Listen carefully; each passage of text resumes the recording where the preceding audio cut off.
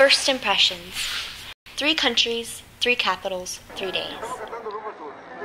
Green is the color of Costa Rica. Everything is green, except for the roofs, which are every other vibrant color imaginable. Apricot orange, pejibaya red, pineapple yellow. The gently sloping hills cloaked in a soft green canopy look more like the natural curves of a woman than of a country. Soft and supple, the land swells in 2 massive mounds to form the breasts, and puckers in gentle rolls like the fleshy contours of the legs and torso. Only on the last day of our trip do we venture into the bustling capital of San Jose. The slated sky casts a gray complexion over the entire city. San Jose is a different shade of green, unhealthy and gray, like puce compared to the lushness of the previous 5 days. Palm trees dot the landscape, growing in the centers of traffic circles and along the sidewalk, but they lack the vivacity of the ones in other parts of the country. If the rest of Costa Rica is a voluptuous earth goddess, then San Jose is her stooped and emaciated counterpart. Her gaunt cheeks and gray complexion embody the stench of the streets.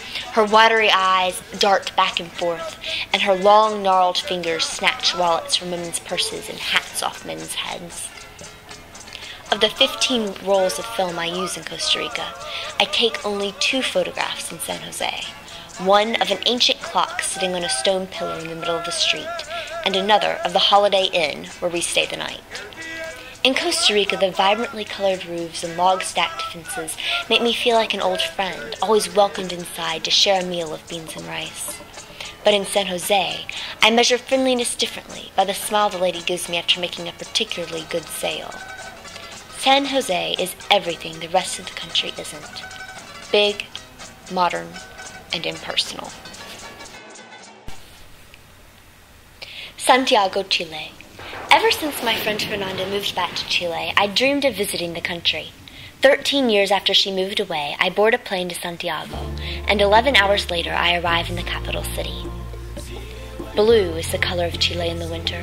Looking out my window to the scraggly mountains below, I'm awed by their depth and height. I can't imagine anything conquering the steep landscape.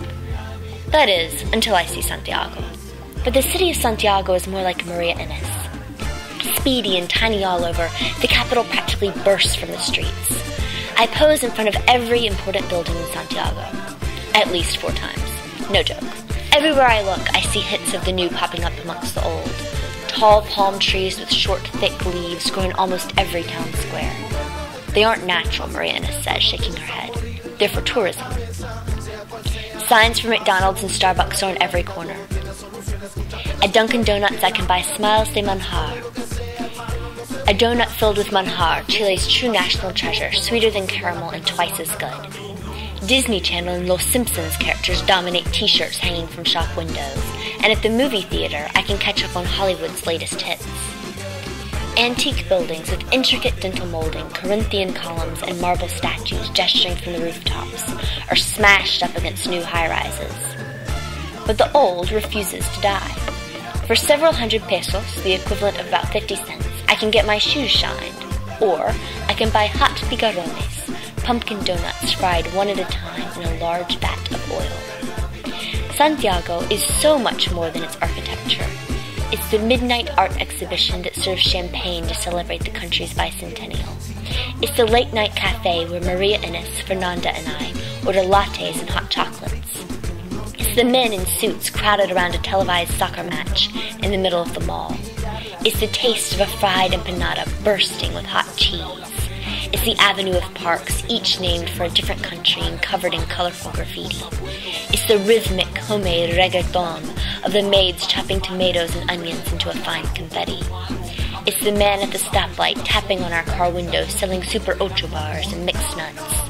And it's the time we spend together around the dinner table. 6 children, 2 adults, all chatting at once in 2 different languages. Washington, D.C. is harder for me to describe than the other cities. Maybe that's because it's my own country's capital. If a capital is supposed to represent a country, and the people make up that country, then in essence the capital represents the people too. So in theory, what I discover about Washington, D.C., I'm also discovering about myself. I'm not too keen on what I'll find out. I've come up with an itinerary, mapping out every moment of our trip. Fernanda has come to the United States, and I want to show off my capital city. I'm determined to do everything on the list. Climb to the top of the Washington Monument, admire the First Lady's inauguration dresses at the National History Museum, catch a train at Union Station, hit Chinatown, and take a nighttime trolley tour of the monuments. About halfway through the trip, my parents intervene. We'll tour Washington, D.C., their way. No itineraries involved. We do most of the conventional tours. We visit the Capitol and Supreme Court and end at the gates of the White House. But my favorite tour is of the Library of Congress. I'm torn between wanting to run and wanting to sit down. I don't want to get left behind, but I'm afraid I'll miss something if we go too fast. My neck is cramping from staring up at the ceiling for so long. I only tear my eyes from the watercolor hues to look down at the biggest reading room I've ever seen. I'd become a congresswoman just to call it my own. I finally understand D.C. after visiting the library, and I give complete credit not to the rows of books, engraved quotes by well-known philosophers, or even the phenomenal ceiling, but rather to a beautiful bronze statue in the entranceway.